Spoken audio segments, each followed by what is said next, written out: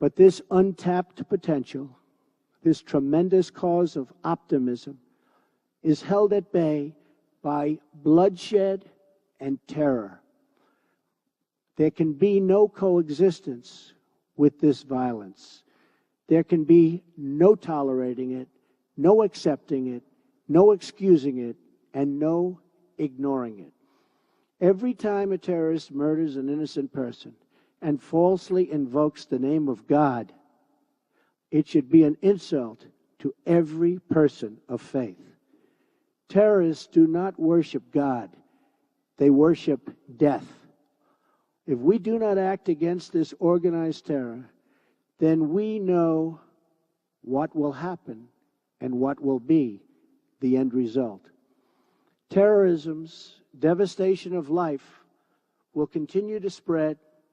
Peaceful societies will become engulfed by violence, and the futures of many generations will be sadly squandered.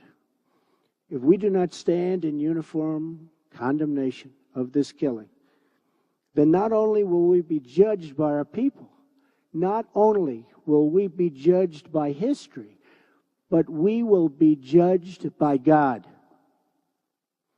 This is not a battle between different faiths, different sects, or different civilizations.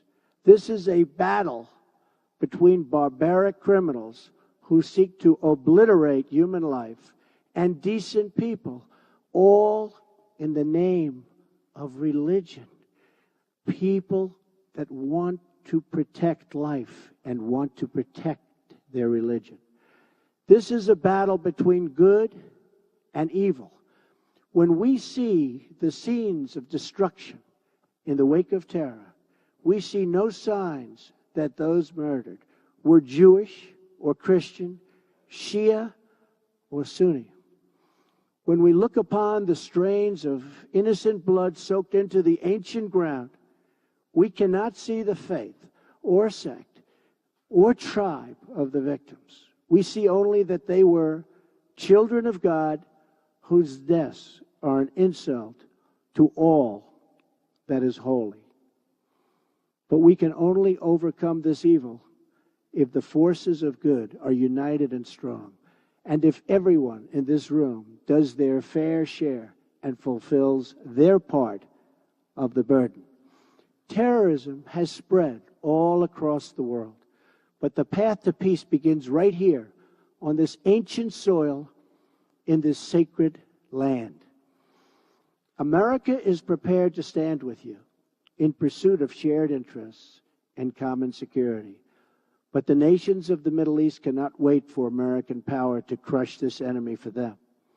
The nations of the Middle East will have to decide what kind of future they want for themselves, for their country, and frankly, for their families and for their children.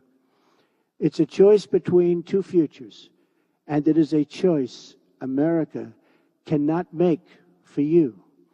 A better future is only possible if your nations drive out the terrorists and drive out the extremists. Drive them out. Drive them out of your places of worship. Drive them out of your communities. Drive them out of your holy land. And drive them out of this earth.